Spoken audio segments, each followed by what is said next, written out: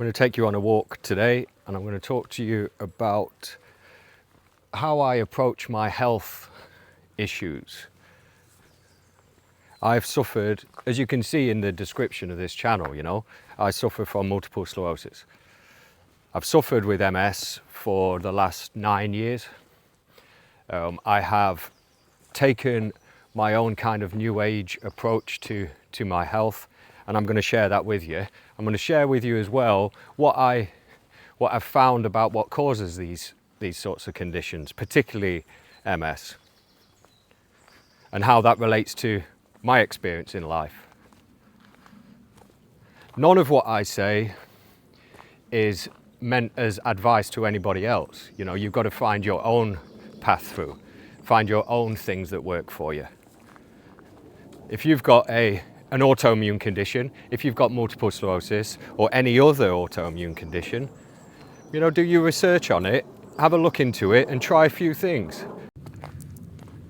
One of the voices that I came across, early on in my journey through this was Gabor Mate, talking about how autoimmune conditions, and specifically Mate was talking about multiple sclerosis, and how pressures in our own lives cause a stress which can manifest itself in a physiological condition. They asked people with multiple sclerosis, what was happening in your life at the time that you first got symptoms of MS? And the responses included things like losing a job, a bereavement, a divorce, losing a house. So these are big stress events in somebody's life. I can kind of look at mine and say, I was going through a chronic stress. I was with someone who didn't necessarily just didn't mean well for me, and was pretty vindictive. And not only not meaning well for me, but actually meant to harm me. That's what was happening in my life when I first got optic neuritis as a symptom of multiple sclerosis. When I first got like a dizziness, a fatigue, and that's how it all started.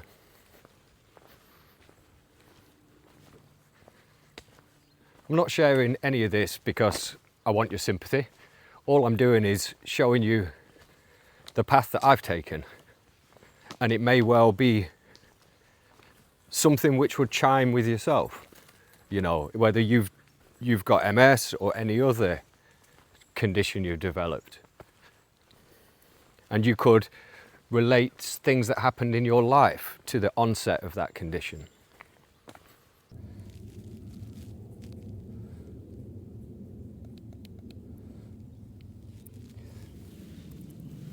Yeah, another thing I do is I walk barefoot as much as possible. I used to do it a lot more often,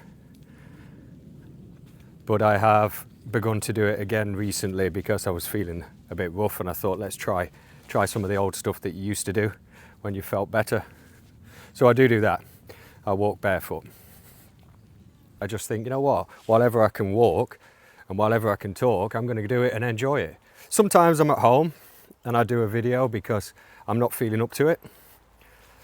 But generally, I'm doing okay. All things considered, at 10 years in, nearly 10 years in, not bad. So, stress reduction, I would say definitely for anybody. Reduce that. Get out and do some exercise. Get some sun on you as well. There's vitamin D in this sun. Vitamin D is something which people with MS are deficient in. Another thing that I do in that regard is I take a massive dose of vitamin D3 every day, and K2, because I think you have to take the two together for it to work.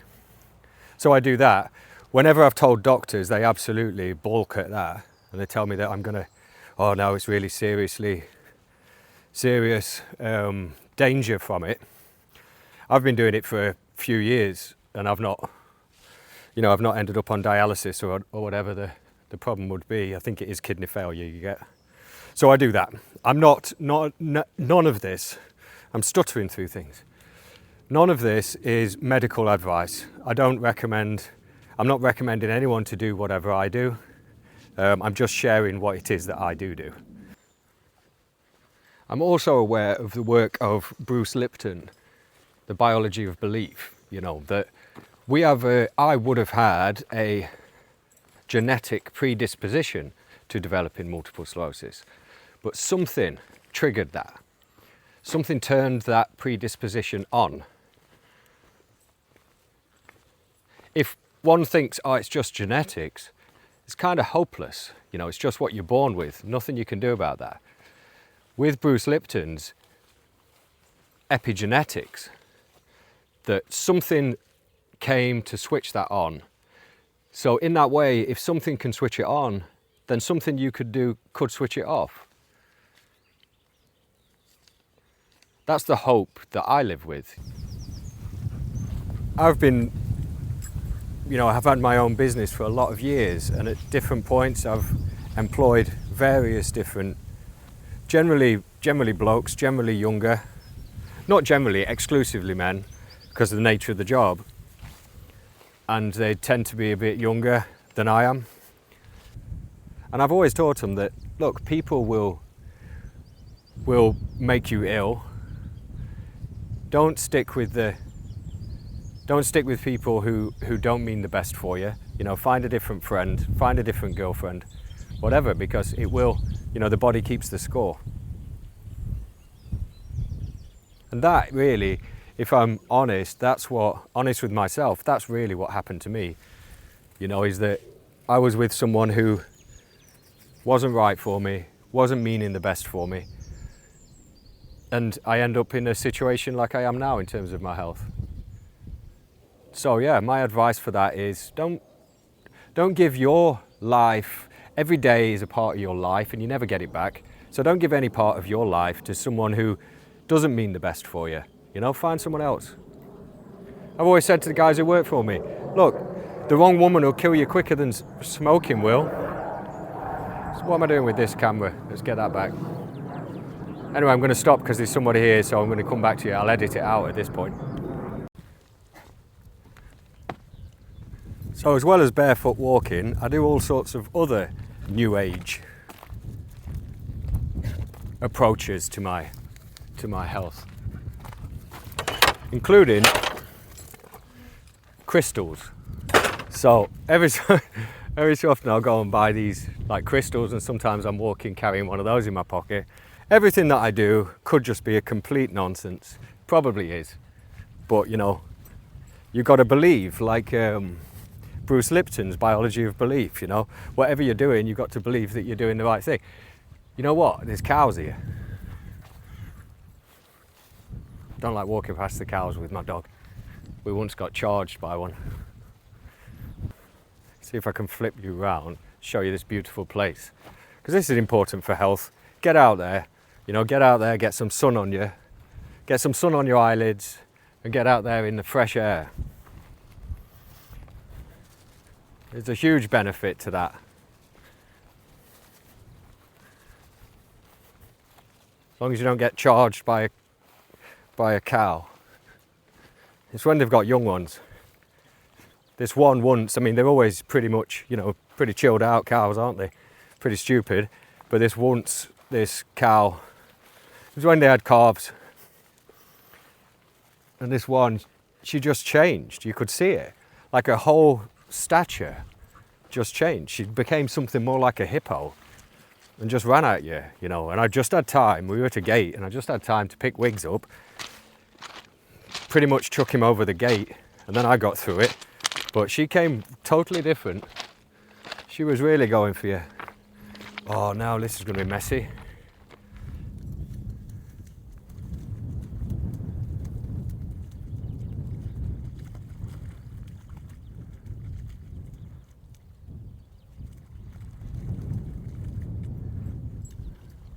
He looks happy about it.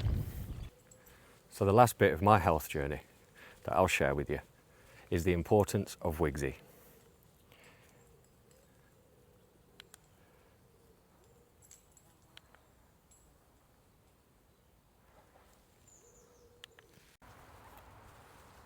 He has brought me so much joy and support.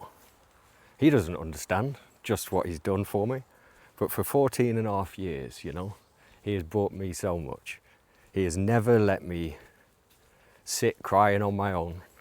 He'll always come up and give you a little nudge and cozy up to you. You know, dogs are much more than we think, really. What is it? I don't know who said it, but you know, a part of a man's heart remains unopened until he loves a dog. So I would say to anybody who thinks they might, you know, benefit from a dog, thinks they've got space for a dog, thinks they've got everything that a dog requires that they can give to them, I'd say get a dog. Pick the right dog for you. They're not all easy. This dog, he's amazing, but they're not all easy. They're not all like Wigsy, you know, and you got to pick a dog that suits you. If you want to climb mountains, you don't want a toy poodle. If you want to round up sheep, you don't want a Wigsy. You know, so every dog's got its own temperament, its own kind of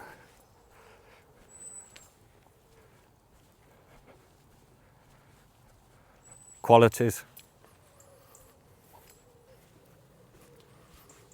So that's what I would say. I think there are a lot of men in this world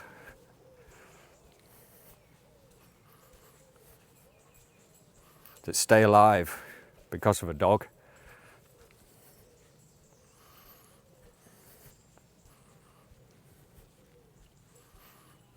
He is a wonderful addition in my life. You know, he's been the best chapter of my life. What do they say? You know, he's been the best chapter of my life. I've been his whole book.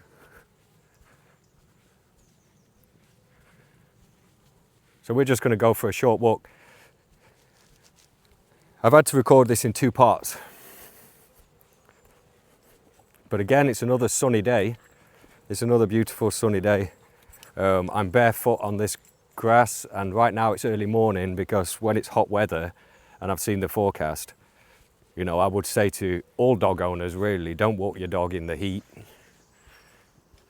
Wait until it's evening or start early morning. But it's so lovely to walk here barefoot on this grass which has still got the dew on it.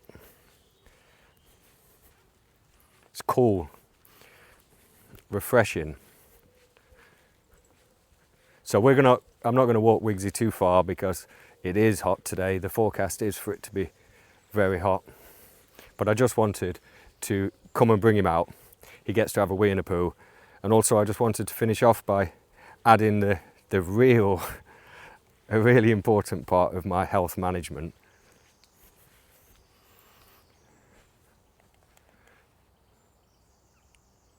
Is Wigsy. Shall we go up this way, Wigs? Come on, bud, let's go this way.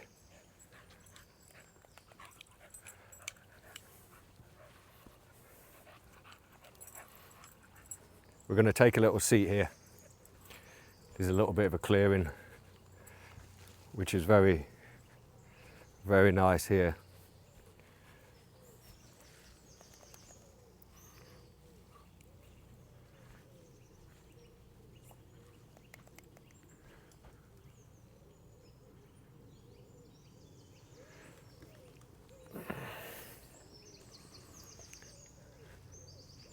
We're going to take a little seat on one of these cut down logs.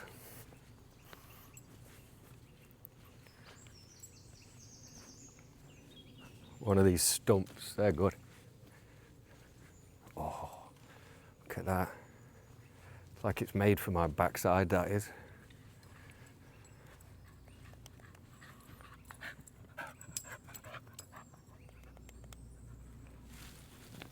So you've met Wigsy before.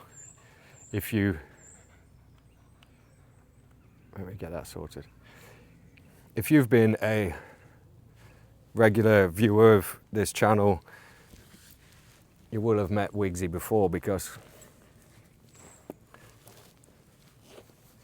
he's always in the videos, really, especially these. He's in all of them, actually. Even if I do a video at home, not a walk and talk, he always kind of appears in the background.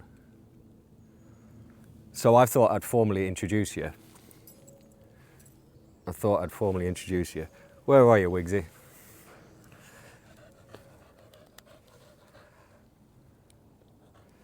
There you go, Wigsy. Hey, do you need a drink? I've got your little bowl here. Shall we do it?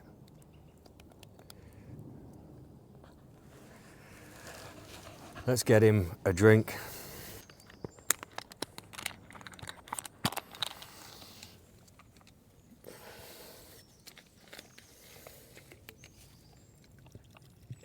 There you go.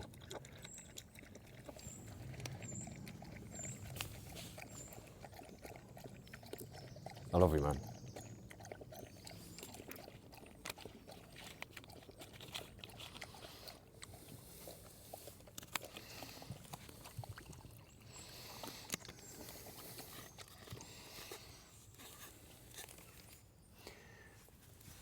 He prefers bottled water.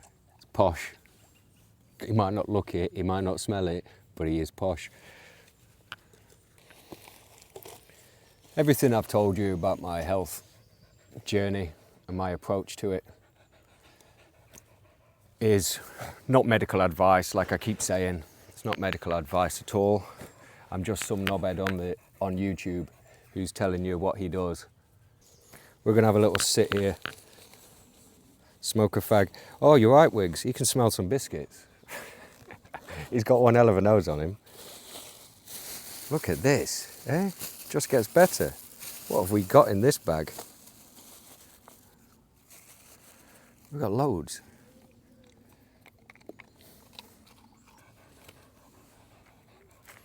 You don't smoke, Wigsy. You don't want one of these. You got more sense than that. What a beautiful patch here. So the reason for me coming back out again today to finish this video was entirely Wigsy. You know, I wanted you to understand what a fundamental part he plays in my life. Parental alienation has stripped me of my relationship with my daughter. I'm detecting that it is beginning as well, that there is a plan to strip me of a relationship with my son too.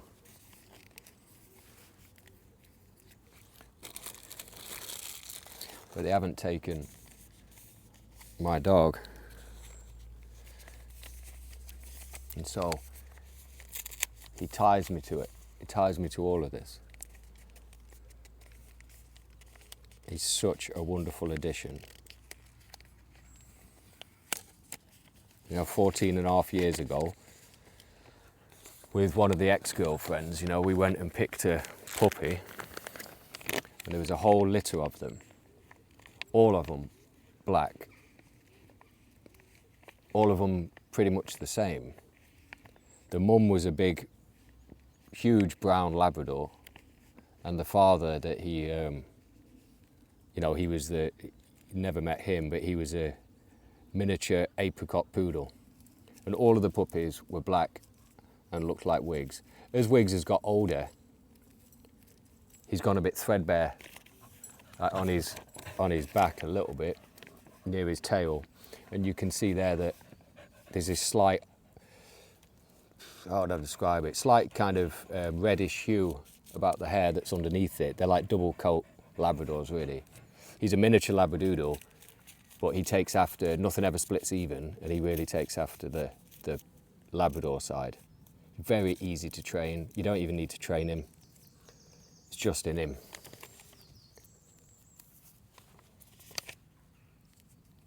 And he sheds like Bigfoot.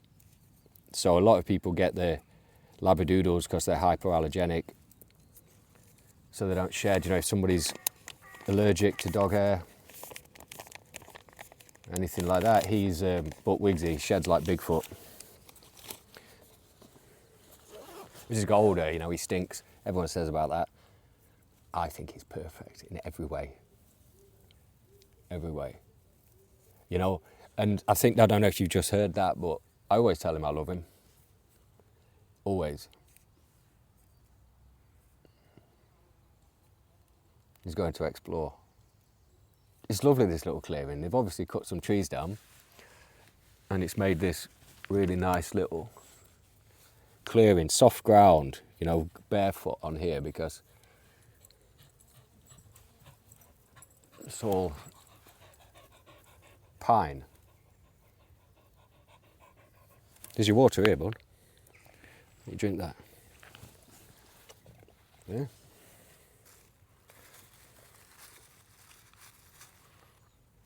He eats like a Labrador too. So everything I say about my approach to my health journey is not medical advice at all. It's just me telling you what I do. Wigsy is a fundamental part of it.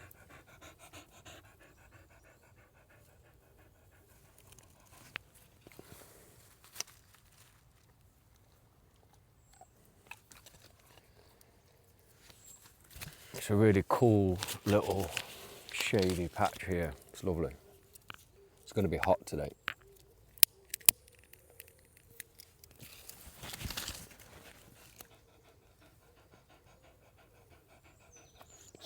Everyone takes their own approach to their health. I'm not suggesting anybody follow what I do. I am suggesting that really if it would suit you in your life and you can provide what a dog needs, I would say get a dog for very many different reasons. You know, dogs bring so much more than they ever take. Hey Wigsy, you in agreement? He's always in agreement. He's after a biscuit anyway, he'll agree to anything. So yeah, get a dog. I've got to stop saying so. I'm always saying so. I can't get out of this way of speaking.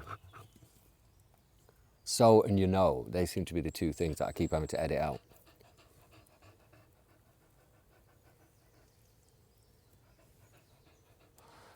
I've got a letter at home from a consultant, a private consultant that they sent me to, something unrelated to multiple sclerosis.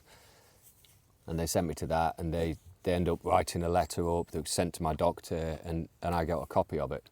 And I look at that and there's a couple of lines in it that really stand out to me. It says, I'm going to just use the name Tom. Tom has a very pragmatic approach to his health and treats himself with things he buys off of the internet. There you go. I'm not medical, probably don't do that, you know, I think there's lots of other people who do other things, but who knows where I would be. I'm 10 years into MS, I'm still walking, I'm still talking, I'm still enjoying life. I mean, Wigsy, carry on.